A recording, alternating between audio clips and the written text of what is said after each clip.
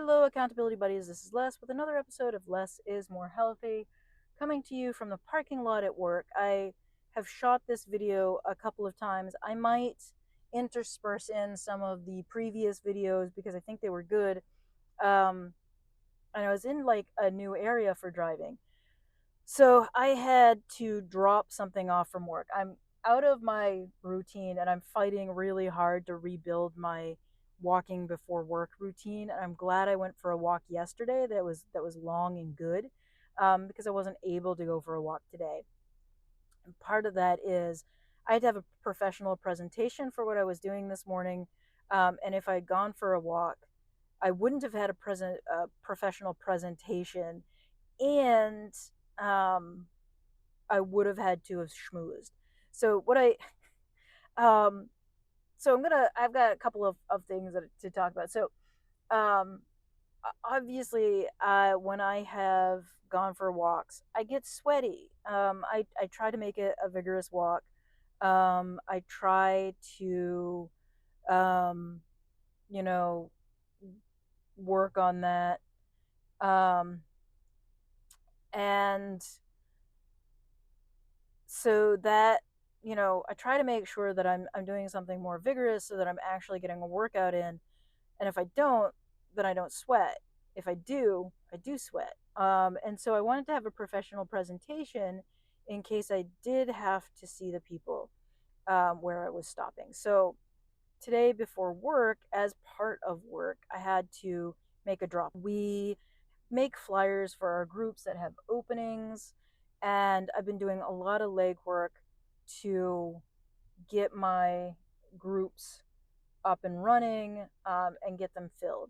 So I contacted a couple of therapists that I knew in a location that was on my way to work. I sent them flyers. They're like, hey, yeah, we'll print these, blah, blah, blah. I was like, I'd love to swing by and reconnect if you're around. And unfortunately, they weren't around when I was going to be on my way to work. They wouldn't have been around on my way home either because I leave later than they leave. This is the beauties of being in private practice, I suppose, is that you make your own hours and you get paid a lot more. So anyway, I had to make that stop, and in case anyone was there, I wanted to have a somewhat professional presentation. I didn't want to show up in shorts and a t-shirt covered in sweat with my hair all nasty from sweat. So anyway, this meant that I couldn't go for a walk this morning, and I did throw my stuff into the car, in case after work it's light enough out that I can make a stop on the way home. There are a couple of spots where I could potentially stop on the way home and go for a walk. Um, and now that I've run my errand, I could walk for a half hour. Instead, I'm just going to start my day early, um, and leave as soon as my group is out. So, well, I won't be able to. And that's like the other thing that's happening is like work life balance is kind of out of skew towards work right now because it's the first week of programming. And anywhere I've worked during the first week of programming, it's chaos. You end up working quite a few extra hours, and you're doing that because things need to be addressed that you wouldn't know need to be addressed until work starts. And I think that's difficult, to kind of like accept, especially since I've been working really hard on my work life balance. So I haven't always been balanced about work. I've often been out of balance towards work. I'm, a dedicated employee. And oftentimes when it comes to work, I'm the person who's willing to do more, willing to do extra.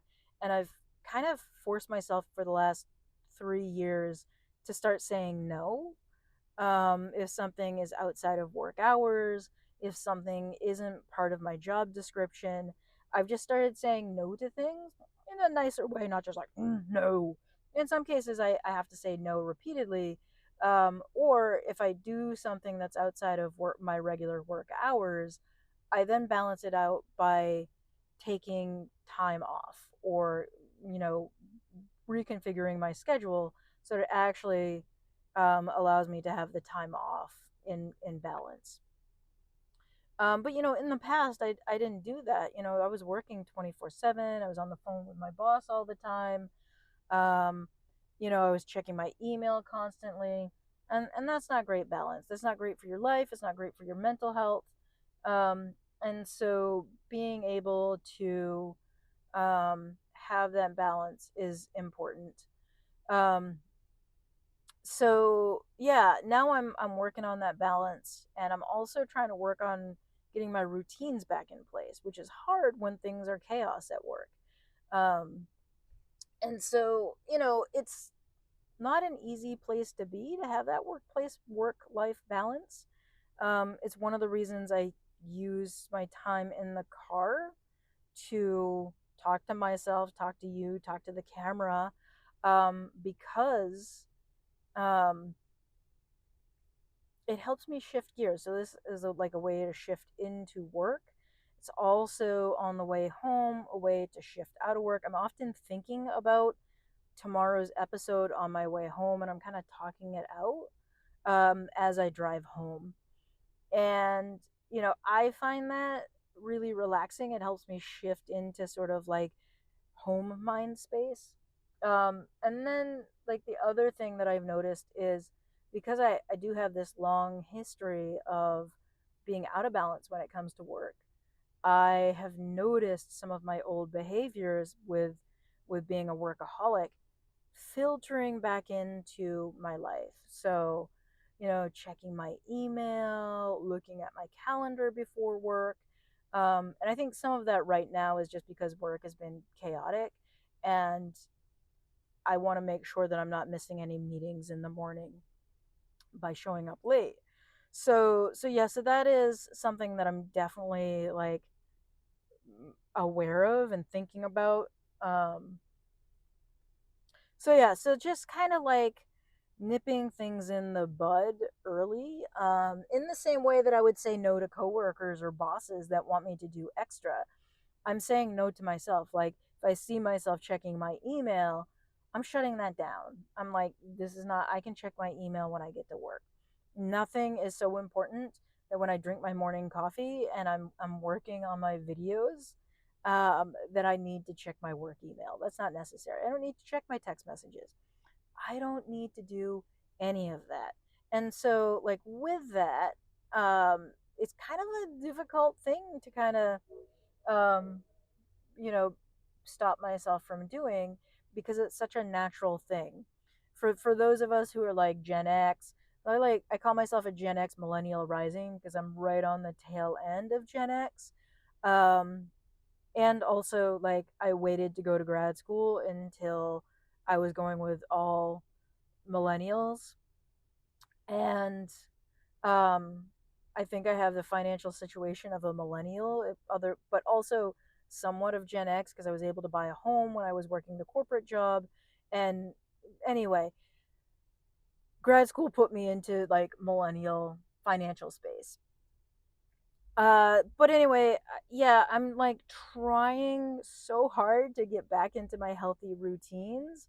And it's like life is trying to battle that, and it's really hard for me to reintegrate all of that good stuff into my schedule. So I'm working on that. I am attempting to be good about that. And good is not the right, like, I'm working really hard at making sure that I am saying no to things that I need to say no to. And I'm also taking back time. So, like, I'm here early because I didn't go for my walk, which is a huge bummer.